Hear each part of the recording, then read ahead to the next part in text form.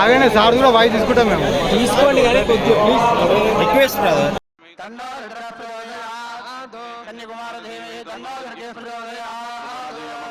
సమర్పయామి ఆత్మ ప్రార్థన నమస్కారాన్ సమర్పయామి ఛత్రజామరాది సమస్తోపచారాన్ సమర్పయామి.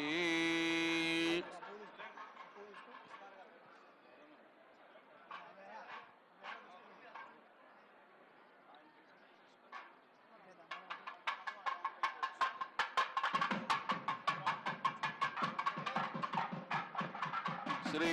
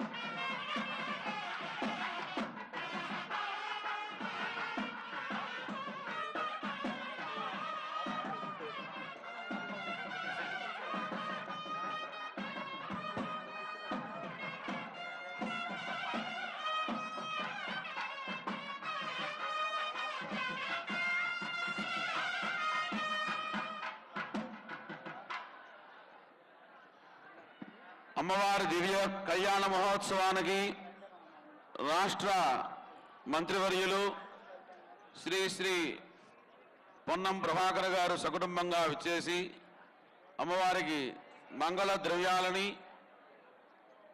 నూతన వస్త్రాలని సమర్పించారు.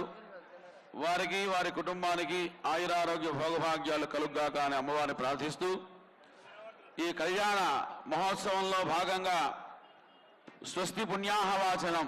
స్వస్తి అంటే మంగళాన్ని కలిగించేటువంటి శుద్ధిని చేసేటువంటి ఒక క్రతువు. ఇప్పుడు దయచేసి అందరూ నిశ్శబ్దంగా ఉండాలి. అందరూ దయచేసి మన పోలీసు వారందరికీ సహకరించాలి. నిశ్శబ్దముగా ఉండండి. ఆ స్వస్తి పుణ్యాహవాచనం అనే కార్యక్రమాన్ని చేయడమే కాకుండా సభాసదులు, ఎందుకంటే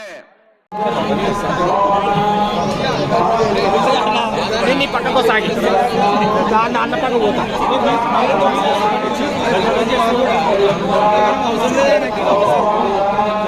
నిన్ననే చెప్పాలి మీడియాలో, లేదంటే వెళ్ళిపోతుంది కదా. నిన్ననే ప్రెస్ మీట్ చెప్పాల్సింది డీసీపీ గారు. మీడియా రాకంటే రాకపోతుంది.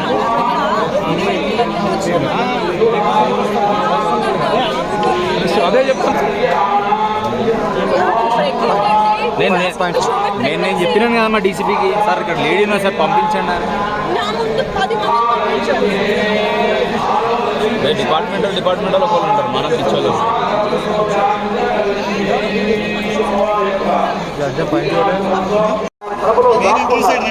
వాడిపోతారు. బయటకు వదిలేద్దామా, బయట సమస్తమైనటువంటి జీవనాదులు కొట్టుకోబోతాయి.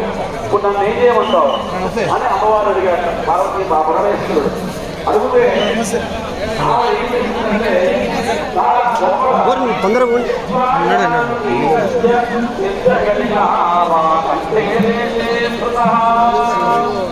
ఆయన దీంట్లో ఏం పర్వాలేదు, నాకు నువ్వు మంగళసూత్రం కట్టావు, నా మంగళసూత్రం చాలా గట్టిదయ్యా, దీంట్లో ఏమీ చేయదు, హాయిగా మింగేది.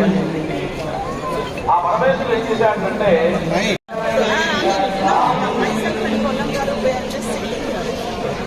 And moreover, every person, Allah is ensuring that we sending every day, so they know they're not going to, they want to.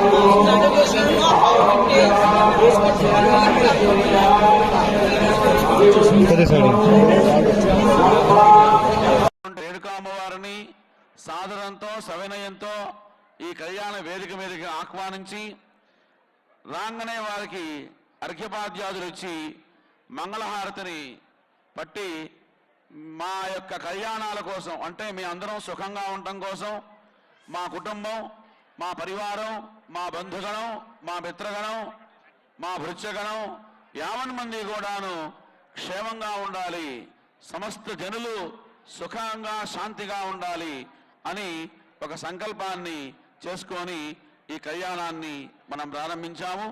ఆ ప్రకారంగా ఈ వధూవర రూపంలో ఉన్నటువంటి ఆ పార్వతీ పరమేశ్వరులకి ఇప్పుడు మధుబర్క ప్రాసన కార్యక్రమంతో మన ఆచార్య స్వాములు మనకి చేస్తారు.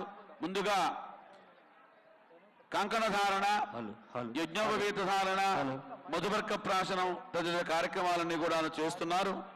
అవన్నీ కూడా తిలకరించి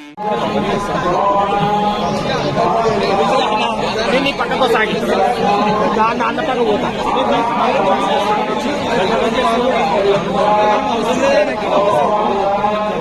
నిన్ననే చెప్పాను మీడియాలో, లేదంటే వెళ్ళిపోతుంది కదా.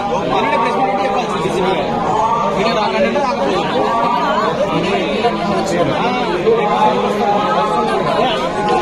అదే చెప్తాను. నేను చెప్పినాను కదమ్మా డీసీపీకి, సార్ ఇక్కడ లేడీ ఉన్నా సార్ పంపించండి.